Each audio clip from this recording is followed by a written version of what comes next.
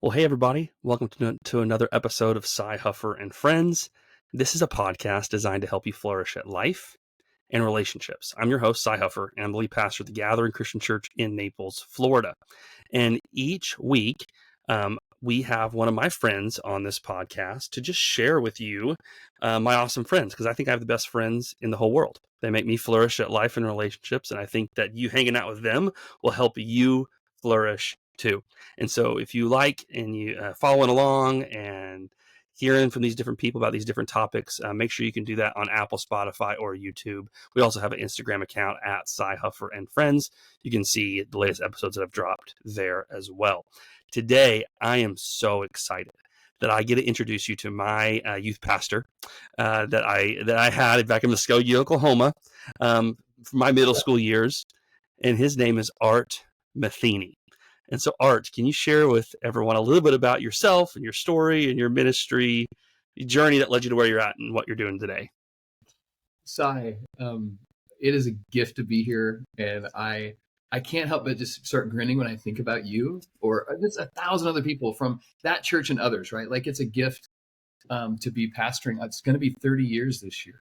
Oh my gosh! So, it was amazing. Yeah, I grew up in a little town in Iowa and loved that church and led a guy to the Lord when I was in high school, and God used that to kind of want me to be in pastoral ministry. So went to the same school you did, Ozark Christian College, whoop, whoop, and really was formed there and had a beautiful time there. I met my wife there, Jenny, who's presently a professor in Old Testament at Truett Seminary in Baylor.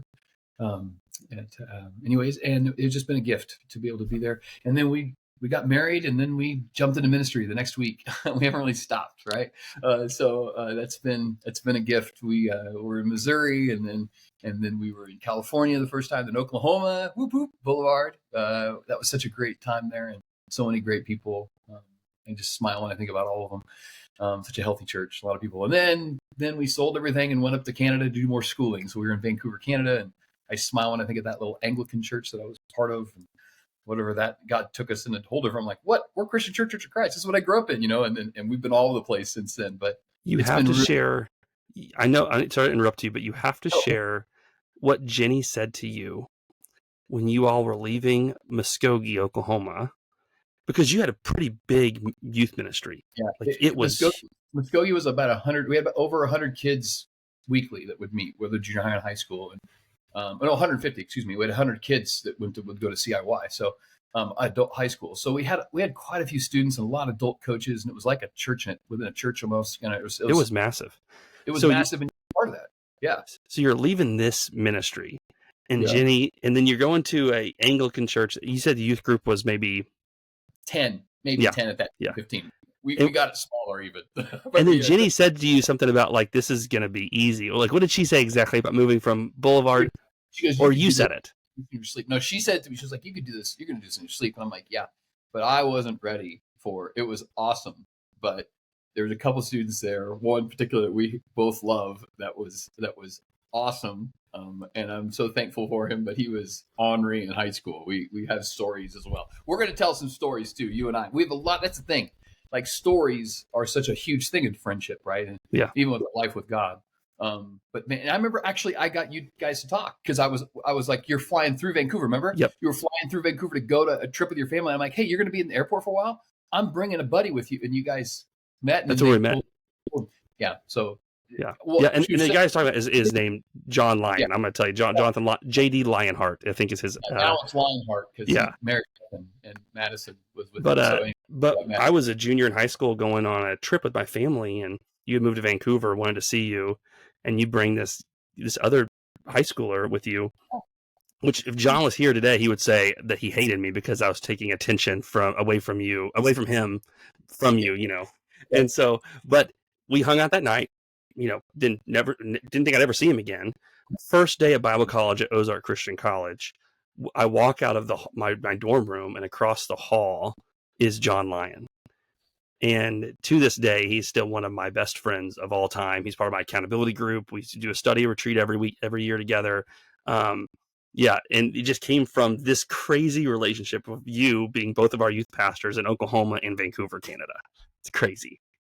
and it's like that. I almost don't want to start naming people from Boulevard because I don't want to forget anybody, but there's a long list of people I deeply love and still hold in close friendship, right? And they're pastors and just active in their churches all over the world. But just a delight to think about that church there in Muskogee. It was hard to leave. It was really hard to leave, actually, because of you and others that were there.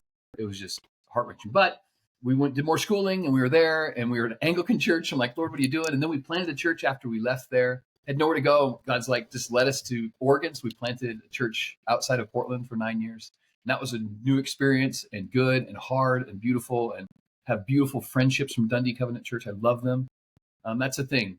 I love all these people so much. It's just, it's pastor's heart. I love them so much, and they're so beautiful. And then so from there, we moved back to California, and so the second stint in California in Sonoma, and loved that church. They kind of healed me a little bit coming back from, closing the church. It was hard, but that was beautiful. And then I continued doing doctoral work at Fuller.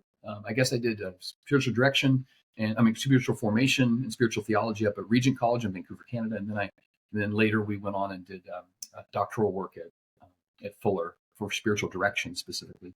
And I was doing that while I was in Sonoma. And then also we moved to Kansas because my wife got a beautiful job at Manhattan Christian College. And so she taught there for years. And then it was really great. And I was there pastoring a church in Kansas also. And fell into another church plant with that church. And so it just was awesome. And I love those church, Westview Community Church. I love True Community Church, which is just my heart too, both of those. And then we discerned that it was time to come back to California. So I'm back in Napa, kind of where my wife's from originally. And so it's beautiful. So yeah, that's been the kind of the trail all over the place. But through that time, it's been one of these places where I've just got to have more and more friends along the way. Absolutely. Alive in God, just a deep friendship. Yeah. And you're one of those. Exactly. Well, thank you. It's a joy to get to be with you. And we're going to talk about some terms that Art mentioned later in the episode, like spiritual formation, spiritual direction. Those are things that we're going to unpack a little bit later. Before that, I wanted to share a couple of fun stories with you and with everyone. We won't get in trouble for, and there's like so we'll do some fun ones that are okay, right? So I'm sure there's some we can't tell, but there's others. Yeah. So the one that I know that we have to talk about is our middle school like a middle school Believe trip, and we were staying the weekend at a hotel, and so it's like 8 hours away from where we were in Oklahoma, St. Louis, I think it was. St. Louis, yeah. And we had all the rooms lined up. All this, I'll tell, and you jump in, okay? Is that cool? I want you to jump in too, because you had a unique perspective because you're there, right, with me. Yeah. So we're going, and we got all these students. I mean, there's probably 50 students there and stuff. And we had adult coaches for each room and all that stuff, everything organized. And then one of our adult coaches, Renfro, Tom wasn't able to be in that room because he had to go back for an emergency with which was okay, but for his adult daughter. And so I had 10 kids. And I had to be in a room to join them. So I kept that door open. And I told them, you guys can't leave. And they know I'd had to send kids home before if they broke. I mean, I wasn't mean, but so they knew, like, you don't mess with Art will do that. And so we were in that room, and they're like talking just trash. Like, we're going to get you. It's 2 nights. We're going to get you. We're going to, just talking. And I'm just letting them do it. Right. Just come on, let's go. And I went to bed kind of early. And I remember, I know people can't, if they're hearing this, they can't see it, but I'm laying there and it's kind of like dark, but not completely dark, like almost like where you can kind of see a little bit. And my eyes, I was laying there and they snuck in the room. 9 of the 10, you weren't part of that. And the 9 of the 10 came in and they had lipstick and they got really close to me. And one guy, I could hear him. They're talking super loud. Like, go do it. You do it. And they're going to put lipstick across my face. Well, my eyes, I was laying there, but I knew they were there. I kept my eyes super wide open. Like, I was just like this. Like, you could see wide of my eyes. And they're like, it was funny because they jumped down and they go, and the guy got close. One of the kids, he goes, he's awake. And they rush, they go like scurry back like little cockroaches in the corner, like, and they're talking. And they're like, no, he's not. He's awake. He's sleeping with his eyes open. Junior high kids are so gold. They're crazy. Well, what's funny, I remember you telling me, and so I remember all of that happening because you had kind of bring me in because I was sleeping in the other bed in our room, And we had like some air mattresses and then some kids in the other room, in the adjoining room. And you said, okay, Sy, I have to bring you in on this. These guys are going to try and get me. Okay. The first night I'm going to let them. Okay. But I have a plan to get them the second night. They'll be so tired. So I'm going to have you help me. And I was like, okay. So I'm awake watching all of this happen. And it goes on for so long. I'm getting tired. And so I'm like, come on, guys, like get this over with. And so you go ahead, keep going. No, that's perfect. Thank you. Because we're going to have to fill it in that way. So they get me once in the face and I don't move. The second time they reach for me, I grab the kid. They scream and they scurry to the other room. And this has taken a long time at this point, right? And I'm laying on one bed. Sy, you're on the other bed.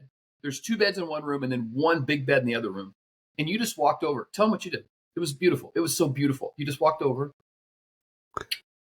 and did the door. Just locked the door. Bink. And so they're all 9 of them are in that room. And we have a bed where we could just stretch out and sleep. And we did. Like we did. I slept. You slept. I got up a couple hours later to make sure all of them were there. And I opened the door and I went into their room. And like, there's like 4 kids in the bed, and like one's in the bathtub, and like one's on top of the desk and under the desk, and they're all like, they got they're sharing blankets. It was the best. But and so they were all there, they're all safe, and they're all bragging the next day. We got you, best ever. And I'm like, bring it in, because as a youth pastor, you have to be ready for this, right? Yeah. And I had been on a trip, I think it was in San Antonio or somewhere, California, where I had seen this Del Sol fingernail polish that was super cool. It was clear, but when it hits the sunlight, it turns bright colors. And I go, oh, I need that just in case. Because these boys were like, back now it's no big deal if you paint your fingernails and stuff. And boys do it all the time, whatever. But back then, that wasn't those guys in Oklahoma did, right? So I knew this would be, I could get them. And so that night they go to sleep. I pull you in and I said, let's do this. And we went through and painted almost all the kids' fingernails. And some of them were like sleeping like this and we'd pry their fingers like this. This is like 4 a.m. And they've been up because it's the second night of a thing. They're out of it. They're snoring. They don't even know. The next morning they wake up all cocky, like, hey, we got you and you're going to, we're the best ever. And I said, come here. I remember it was Farmer. Andrew Farmer. Andrew Farmer was, I think it was the first one. I think Andrew was there. And I go, come here. And he put his hands out the window. And all of a sudden, they turned bright red. And he was like, what? All the kids start coming up and running up there and going, what? And they're doing it. They're putting their hands out the window. And all of a sudden, it hits this UV light. And it just, all of a sudden, they start turning red. They're like, oh, and they're freaking out. And the last kid, the kid that got me in the face, that was the kid that was kind of, couldn't make, and he was kind of a punk, but anyways, I love him still. He put his hands out there and he goes, ha ha, you didn't get me, And I go, take your shoes and socks off, pretty boy. It was great. It was great. It was the best. And then they're all asking their moms for like fingernail polish remover and I was 5 and all that stuff. But you learned early, like you were, and that's who you were anyways. So it wasn't like it wasn't my fault that you are ornery like that. That's just who I was. Talent, assessing early talent and saying this guy knows, this guy. He'll be great in ministry. He'll be amazing in ministry, and he'll be great. Never prank him. Don't ever prank him. I love that. So if you're hearing this, don't ever prank Sy, because he will get you back. He's creative. It's just I love that story. I have 2 fun additional memories from youth group growing up with you. So one of them was a lesson you did. No, I'll tell that in a second. That's more serious. The fun one was you did lock-ins.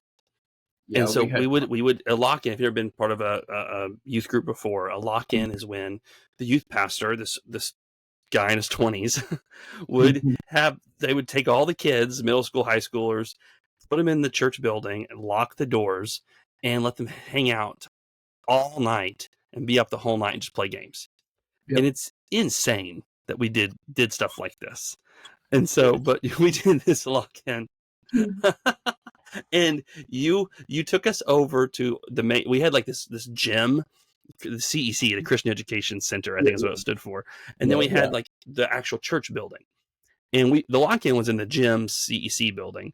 And then you said, hey, we're going to do, we used to always like play Psycho or these different games. You're like, I have a new game we're going to play. And it was just after Lord of the Rings had come out. and we played the coolest lock-in game I've ever played in my life. You arranged our old church building to be Middle Earth. It was Middle Earth. It was set up that way. It was so cool. And you had like, this is the Shire, this is, the forest, and here's here's Mount Doom and Mordor, and was the sanctuary. And so you hit a ring somewhere in the facility, Shire area, actually. yeah, and we had to find the ring. And then there were college students, and they had like these wrapping paper like tubes that the wrapping paper's on, and that was like their swords. Yeah. And they were the ring race. And so if they hit you, you were stung. And so then you sat down, and then other kids had like these little dials, and they were the elves, and they could heal you to get back up. But then you had to find the ring, get away from the ring race, get into the worship center, the sanctuary, and throw the ring into the baptistry was Mordor. And that's how we won. Yeah. It was unreal. Smoke and red at the top of the baptistry. It was like the Mount Doom. It was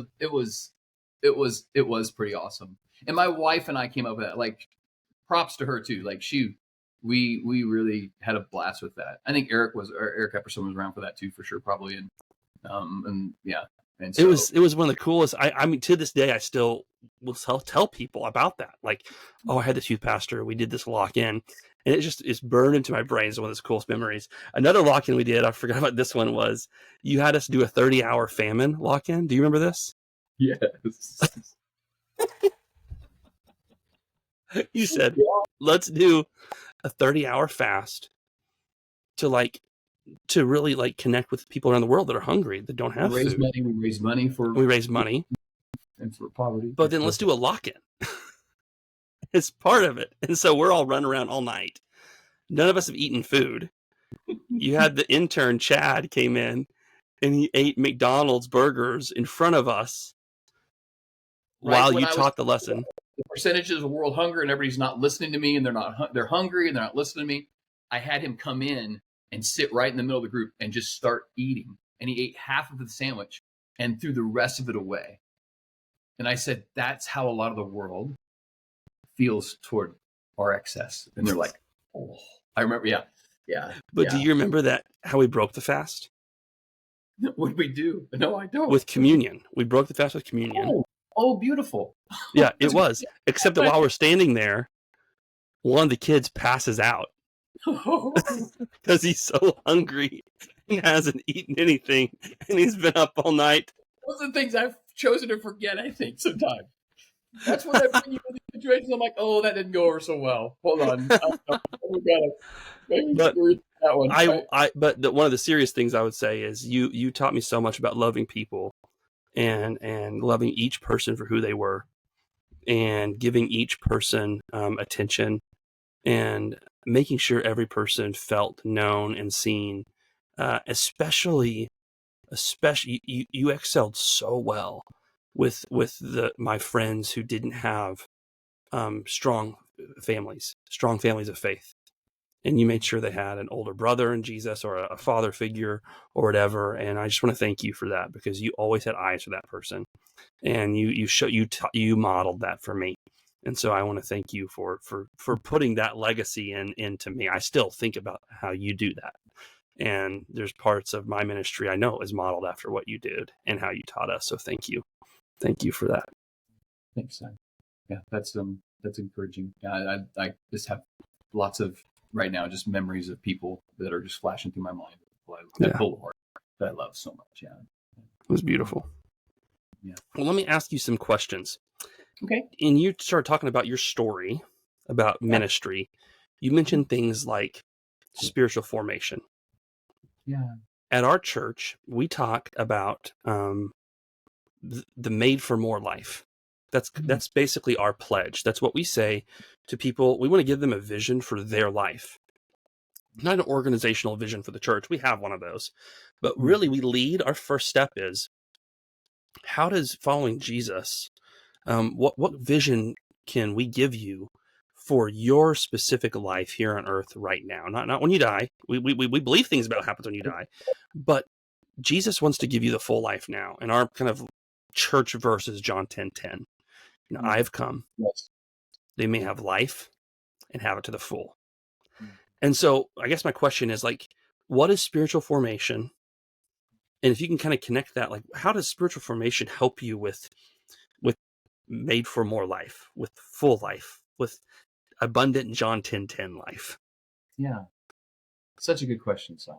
And I'd anchor it right in John. John, I love the book of John, and you know, you taught this before. Even the word life there, it's not bios, which is biology, like where we get the word biology, which is a good, it's existence. It's a good gift. Greek word means bios, means it's a good thing. It's given to us. It's life. Everyone has human life. It's a good thing, but it's Zoe life. It's the life of God. It's the very life of God that's given to us. The heartbeat of God is given to us in this conversion of becoming. And so when he's speaking about like that you may have life and life to the fullest, it's not just a really great existence, but it's like the life of God pulsating within you in this world. And so, I love the idea of life. And even in one of the places I lean into, because I've been around vineyards for so long, like 9 years in Oregon we're in vineyards, in Sonoma, California, and Napa now. I mean, I think I was thinking like 15 or 16 years of pastoring. I've been even Central Coast. I was around vineyards all the time. So, and I didn't grow up with vineyards, but I've lived adult life around those. And that John 15:5, I'm the vine and you're the branches. If a person remains in me and I in them, they'll bear much fruit. Apart from me, you're unable to do anything. That whole passage talks about friendship, talks about intimacy, but it's really the idea of union. And that's one way of viewing spiritual formation, or is union, or this, and not a bleeding together where I don't have an identity and I become like only God. Like there's a sense, but there's a union of coming together in our that we're invited into the life of the Trinity, Father, Son, and Spirit, in a way that really truly life we live now. Eternal life, like you said, isn't out there. It's here. It's to know the Father. That's in Jesus's upper high priest prayer. They say sometimes in John 17, but he's talking about that the eternal life is this, that you might know Jesus Christ. And so there's a sense of intimate knowledge, this gnosko knowledge of knowing God. And even Colossians 3 talks, it's a place I encourage people to talk about when I think about spiritual formation. And this life, it's about being formed and how we're being formed. And in Colossians 3, just 1-17, it talks about, since we've been raised with Christ, set your hearts on things above, not on earthly things. Set your minds on things above and not on earthly things. For you died and your life is now hidden with Christ in God. And so there's a sense that this life, this hope that we have, and it goes on to speak about getting rid of these things that are of the nature away from God. The sin nature they might talk about, the flesh. Paul usually uses that sarx. He's thinking about the things of fallenness. And it's not necessarily our bodies are bad, but that the parts of us that are instruments not of righteousness, but of other things, anything else besides like God, that needs to be put to death and let go of.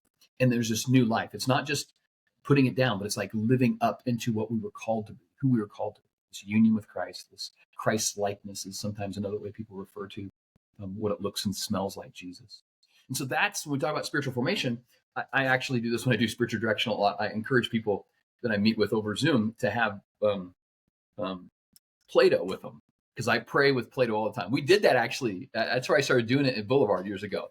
We would do these. We did all these contemplative practices that I still do. And it also like, we get to do this now. I'm like, yeah, we're doing it. I know you want to, because all the students want to do it. But we would pray with clay. I called it praying with clay then, or Play-Doh. You could just work the clay, and then we're talking to God about tangibly like how God is meeting us in our lives. And I really think that though Play-Doh or clay really gives a good sense of what spiritual formation is, because formation and it's being formed. And so we talk about spiritual formation, and there is a lot of deformation that's happened in our lives. And so that's the thing. And that most of my work is around our images of God, the operating images of God. We might talk about God as love and talk about these things. But what happens is sometimes when we have people in our lives or authority figures or parents, maybe they're trying their best, but there's these moments where we begin to have fear toward them, or they're less than loving to us. What happens is we start projecting that back on God. And C.K. Chesterton, I think, said one of the great quotes. He said, he said man, but I like to say human. God made humans in his image, and humanity returned the favor.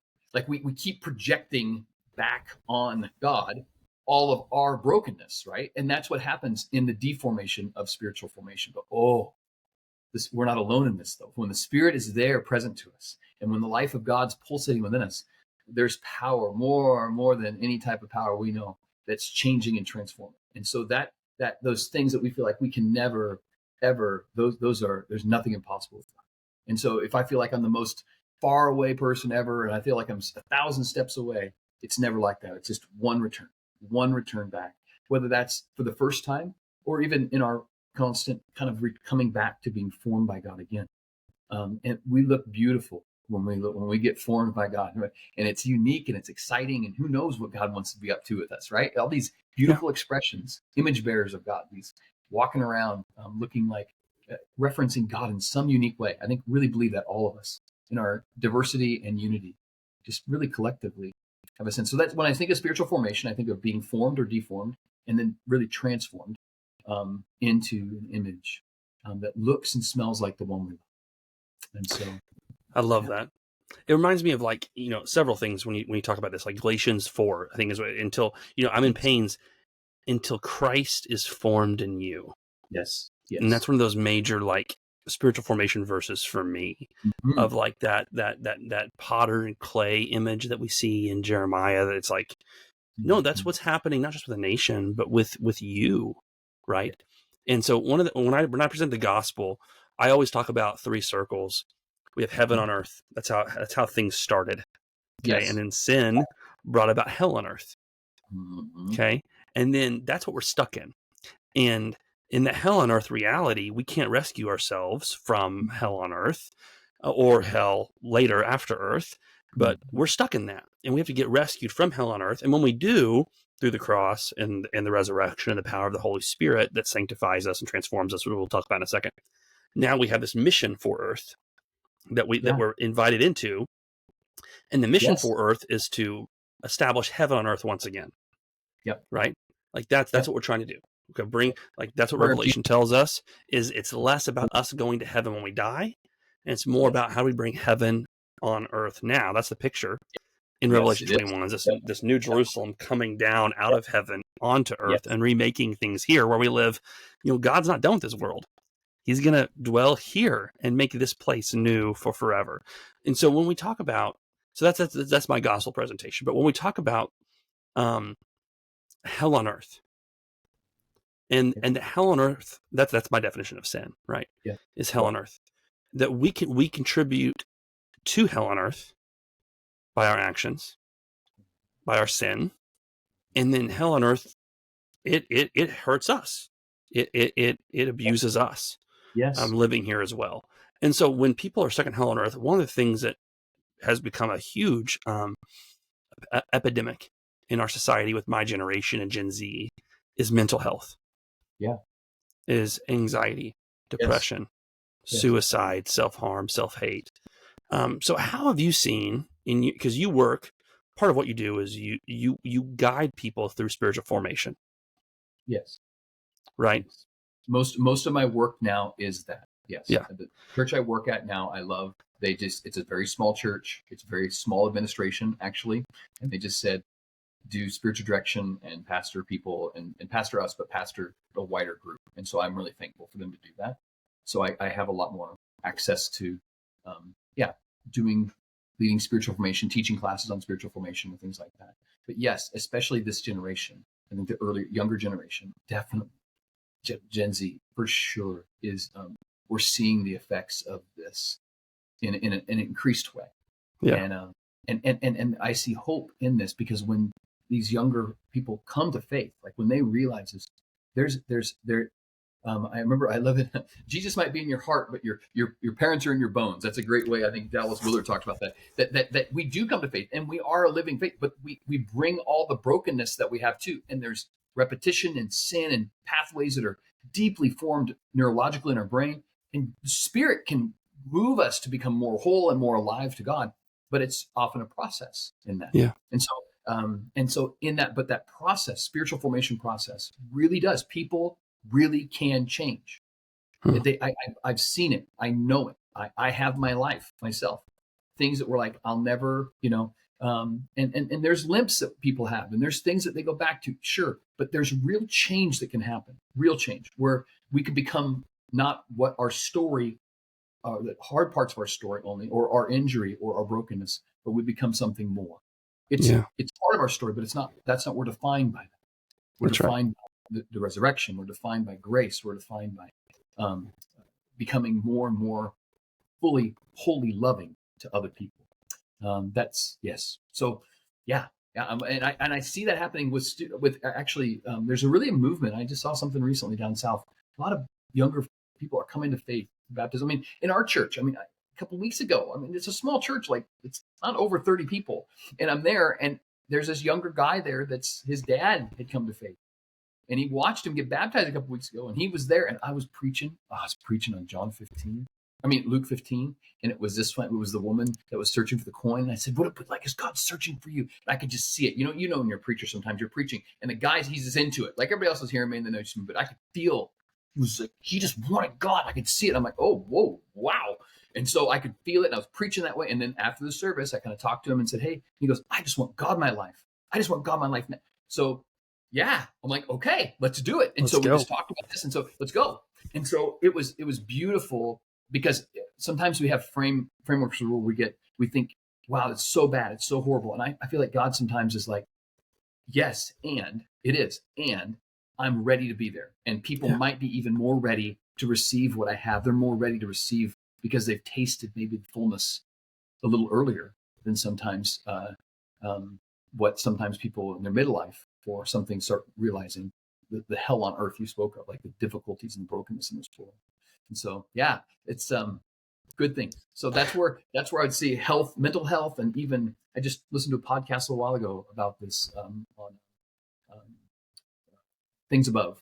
James Bryant Smith talks about it with a counselor, talking about the way that our way in which we carry our experiences of life, and even our brokenness and big T traumas deform our way of relating to God, and how that she's watching on the counseling side, how having access to God's Holy Spirit and even praying and being present to this really does work, even beyond what they even know how, to bring someone into a greater, more freeing space with God. They really can work some of those things back, especially if they're triggered, if they're located in other parts of our brain that are really difficult to get to.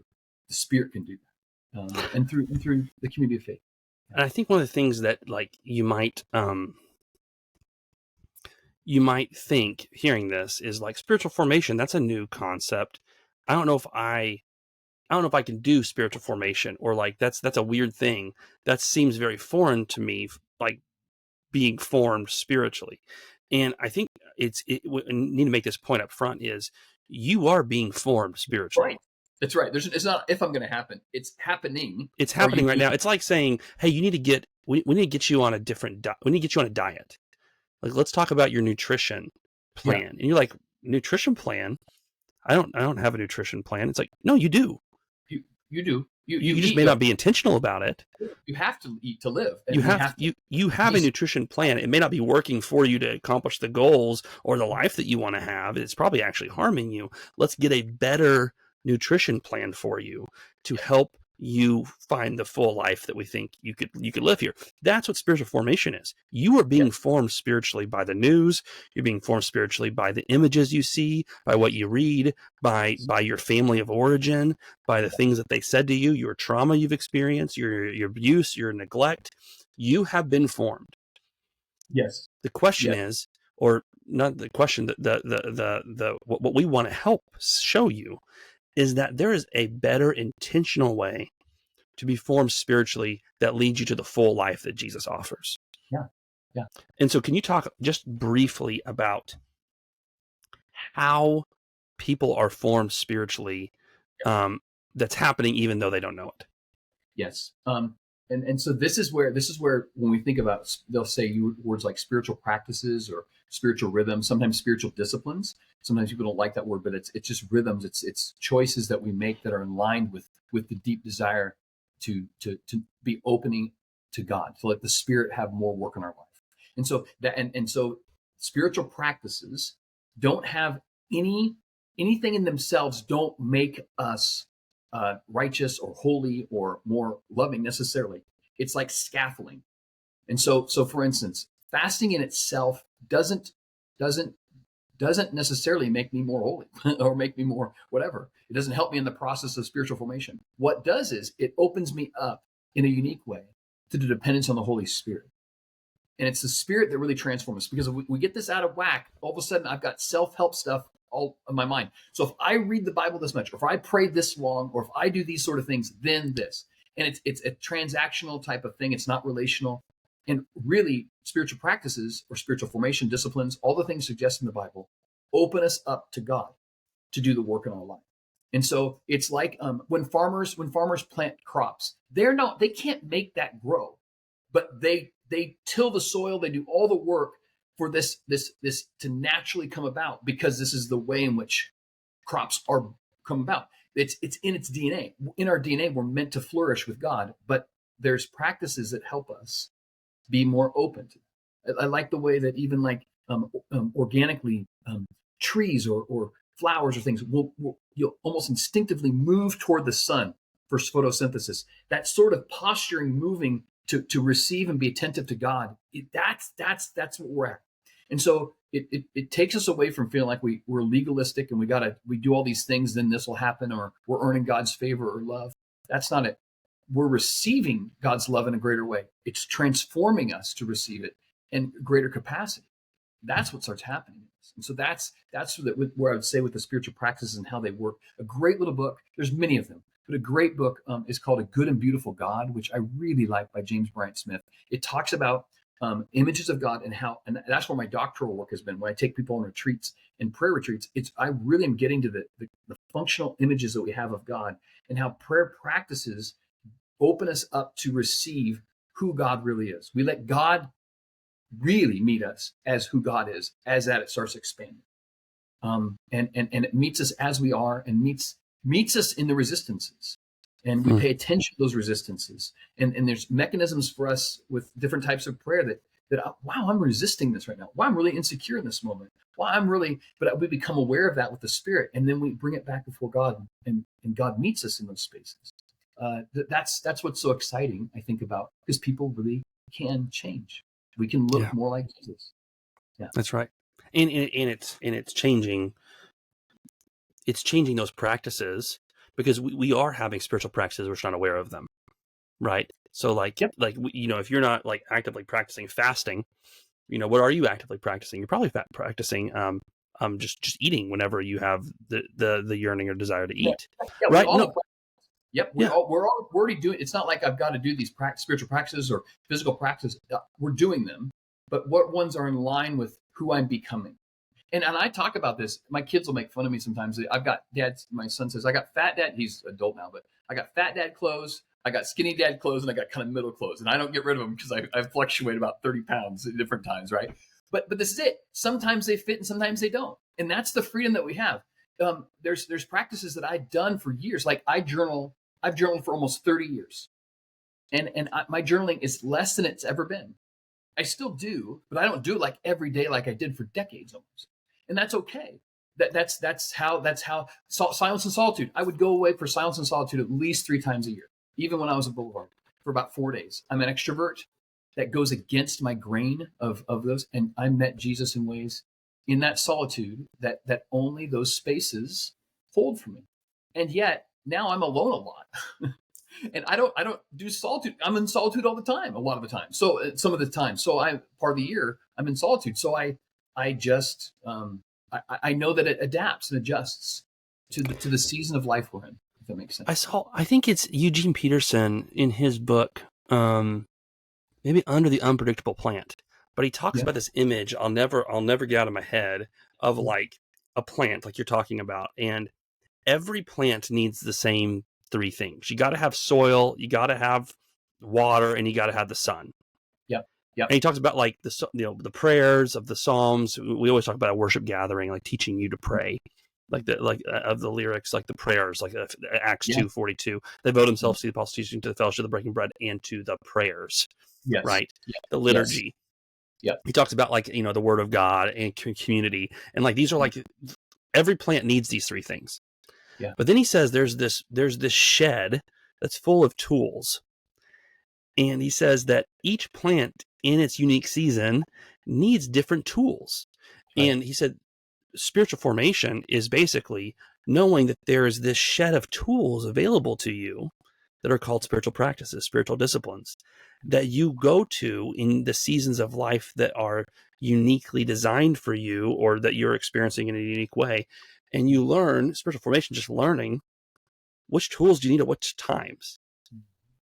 And that, I Yes. felt like that was so helpful for me to understand, like, it's okay that I'm not doing all of the disciplines all the time. That wears ourselves out. And I would even question that. Like, there was a season of my life where I was really spiritually ambitious, I would call it. Like, I want to be an athlete for God, which is some framing from, but I think in the midst of that, it got mixed up, and I was really trying. I was really trying hard. Yeah. And it was built up with deep devotion, but also an eagerness to become wise or mature or holy or whatever. I love that. And it's like, and God loves me so much that God, yeah. So those tools at that time were important, but I like, if we keep the plant image there. I know sometimes we'll be, if we're so concerned about our spiritual formation, it's like pulling a plot out and seeing its roots all the time, saying, hey, how far is this growing? Is this? And you're like, no, you can't disturb a plant like that. Like, it's not helpful to keep constantly, checking to see if I'm growing or growing. It's like, let's just let it grow. Just let it grow. I love that. But it's yeah. Go ahead. It reminds me of like one of the I love smoking barbecue, because once you left, I grew up in Oklahoma. I thought everywhere had great barbecue, and that's not true. And so I've had to learn how to make it myself, because they don't have the same barbecue like we had in Oklahoma. And so I agree. But one of the things they say about barbecue, if you're doing like a big long brisket or a big pork butt or some one of those, the larger meats, they say if you keep looking at the meat, you're not letting it cook the way you need it to. It's, they say, if you're looking, it ain't cooking. Mm-hmm. And that's what that reminds me of. It's just like, at some point, like, you can't constantly be doing that with your spiritual formation. It's like leaning into the season that you're in with the practices that you need. A great book to use to identify which practice you need with which season is A Life You've Always Wanted by John Ortberg. Yes. And he breaks down sins of omission and commission with disciplines of engagement and abstinence. And so check out that book if you want to learn more about it, or you can reach out and we can tell you more. We talked about Dallas Willard is a great writer. He hits Dallas's framework, and also Richard Foster's framework as well. Yeah. That idea of abstinence, ones that are abstinence and ones that are for to add to. That would be more for different. It's such a simple model of, like, if your sin is you're committing something, like I gossip. Mm-hmm. Okay, so then you fight that sin of commission. You're doing something with a discipline of abstinence. So maybe you should practice not speaking. Practice some silence and solitude. Mm-hmm. That discipline trains you to overcome the sin of speaking when you shouldn't speak. Or if your sin's omission, like I don't serve around my house. Yeah. I'm selfish. Yeah. So then you should have a discipline of engagement, where you actively serve at your church, or at a homeless shelter, or some way in your community. So you're fighting the sin, the type of sin, with the right type of discipline. Yes. We've mentioned a couple times spiritual direction. Mm-hmm. You are my spiritual director. And so I don't tell anybody who my directees are, but my directees can say all they want. Well, I just did. I outed us. Okay. So, but I don't tell anybody who I'm. So you are my spiritual director, meaning just like a counselor. I mean, not the same, but in the same. They're not, spiritual directors are not same as counselors, but in the same way that you meet with a therapist or a counselor regularly to help you with some of your mental health, I meet with Art on a regular basis to help guide me in spiritual formation. And so I want Art, you to kind of share with people, like, what is spiritual direction? And that you probably have a better definition than what I just said, but that's basically what we do in a nutshell. But you explain spiritual direction way better than I do, because this is what you do. It is what I do. And that's really, over the years, I've found out that there's a correlation or connection point with all these type of helping accompanying ministries. Like, and I think there's counseling, That's one of those. Pastoral care is another. Chaplaincy is another. But spiritual direction is another one of those that actually, in many ways,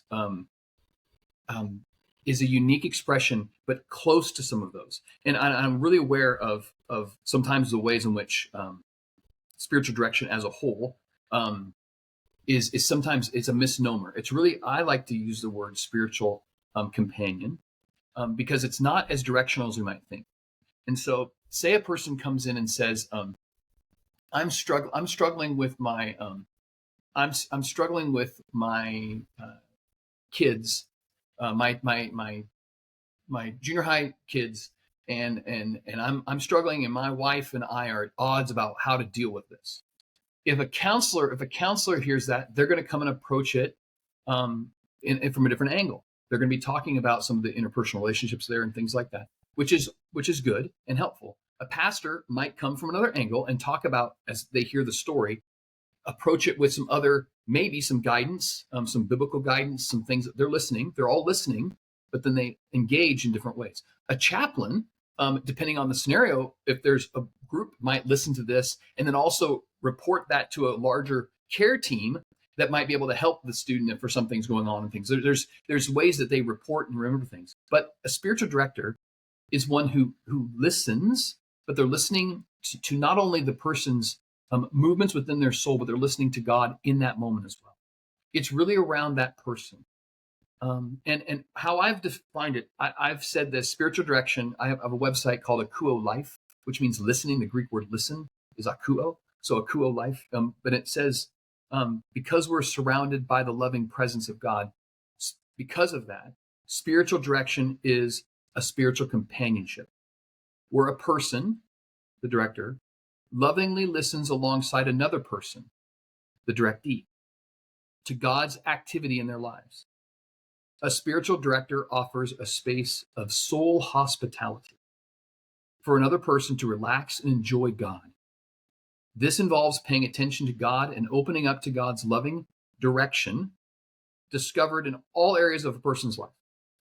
Spiritual direction often involves like simple conversations, questions, listening, laughter, quiet moments, verbal and nonverbal prayer, reflecting on life experiences, exploring longings, and discovering desire. Ultimately, it is God who is the spiritual director, the Spirit, drawing people into a greater awareness of love and personal identity in the Trinity through unique invitations in everyday life. So that's a long definition. When somebody says in an elevator, what's spiritual direction? I say, have you seen Lord of the Rings? Yes, I have. I hope they have. If they haven't, I want to give them a head butt. I said, in the Lord of the Rings, a spiritual director is Samwise Gamgee. He accompanies Frodo all the way, but he does hold the ring for a moment, but that breaks the illustration. But he doesn't need to hold the ring. He doesn't need to carry Frodo's burden. He'll walk with him in it. He's a companion that walks beside him. I like that image because that's truly it. It's not an over-identification with them, but it's not an abandonment to them. And I've had seasons of my life where I really didn't know which end was up. I had a dark night of this. I didn't know what was going on. I couldn't sense God in anything. And I talked to people, and no one knew how to. They just said, try harder, basically, until I found someone that had a sense of what was going on. It was out of my ambition that God was loving me. And we can talk about that more in the kind of the different terrains of our lives. But to have people that have a sense of that in their own lives, and also kind of a sense of Christian history and the way the scriptures identify the seasons of the soul and the ways we encounter God, that's important to have as a companion. And so that's what I do as a spiritual director. I accompany, and that's what I do mostly now. So and it's I presume most of the time, and it's mostly with pastors. That's where my heart is. Although I have other people that aren't pastors, and that's fine. But my real heart is pastors, because I don't tell them, oh, this is what you do. It's not advice giving most of the time. Very seldom. But it is listening, and it's questions. And I love getting to do training for spiritual director. I did that this morning for a couple people, and I just love it. I love getting to do that as well. The training of that supervision part too. But that's what I would say spiritual direction is. I have when I've taught on it, I've got lists and lists of different ways people approach it as a midwife, helping birth, or more the Eastern Orthodox Church has more of a maternal, paternal kind of a family, like a spiritual father or mother, which is less clinical like the West. And we kind of, it's more just relational. But all these things, there's always been what we would call spiritual direction within the church. There's always has been. It's not new. It's really this sense of a mentoring in some ways that actually is farther along the way. Early in mentoring or things, people really need to know information and things about God. But as we get farther along the road, people who accompany really want the person they're with to keep experiencing and listening to God, and we'll wait with you as you do that. Right? That's the real growth. And so, I love it. It reminds me of Isaiah 30. It's one of been like my favorite passages of all time, where the Assyrians are coming and the king of Israel is trying to fight them. And he's going down to Egypt, trying to create these coalitions and all these things. And finally, God speaks through the prophet and says, in repentance and rest is your salvation. In quietness and trust is your strength, but you would have none of it. And then a little bit later, he says, you need basically someone to say, this is the way, walk in it. And that for me is so much of what spiritual direction has been for me, and what you've gifted me is someone that helps me not try and create all these man-made coalitions to fight this spiritual battle and this spiritual formation, but in repentance and rest, quietness and trust. That's my strength. That's my salvation. And that's how you discern the voice of the Lord and are aware of where he's pointing and where he's guiding and what he's doing. If someone wanted to take a step with a spiritual director and wanted to find one or to try this out, where would they go? What would they do? What resource would you point them towards? Well, the biggest organization in the world is called Spiritual Directors International. And I've been part of that, but it's a lot of different things. So there's different, they aren't necessarily Christians that are doing it. So it does have expression in different spaces, but there's a lot of Christians that are on that spaces. Now, also I'm on a lot of lists at colleges and things like that. So there's colleges and seminaries, and they'll have training programs. So for instance, I know my wife teaches at Baylor or Truett Seminary, they have a training program. Or there's lots of training programs. George Fox University has training program. I mean, almost all the seminaries now have some sort of training. Richmont's great. Richmont's another one, excellent. There's Sustainable Faith is one that's emerging pretty big right now too. There's a lot of different places to train, and depending on, not when I say that for training, but all those training spaces have references of a pool of people that they've been with and found. And so that would be I think Ozark Christian College even has a group now, a place. So sometimes those groups do. Also, a companioning center is another place that I've done some training with, and I highly recommend Companioning Center. That's in Portland, and just different places like that. I know there's different organizations. I know within different denominations I've been part of as well. The Evangelical Covenant Church I've been part of, and they have a list as well. So those are the places that are oftentimes there, but those are some of the organizations I'm connected with inside. Perfect. Thank you for that. Well, Art, this has been a joy. Thank you so much for your time, catching up on life and hearing from your heart and getting to reminisce about old wonderful stories of our past. So good. So thank you for that. As always, hey, if you like, thank you so much, Sy, for bringing me on. And it's just a delight to see you continue to flourish. Love you and your family so much. Love you too. Thank you, man. If you guys have enjoyed following along and you want to stay in the know and stay in touch of what's happening and the different people that we have on the podcast, you can comment, subscribe to Apple, Spotify, or YouTube. And as always, I'm going to remind you that you were made for more. So don't settle for anything less. Have a great day.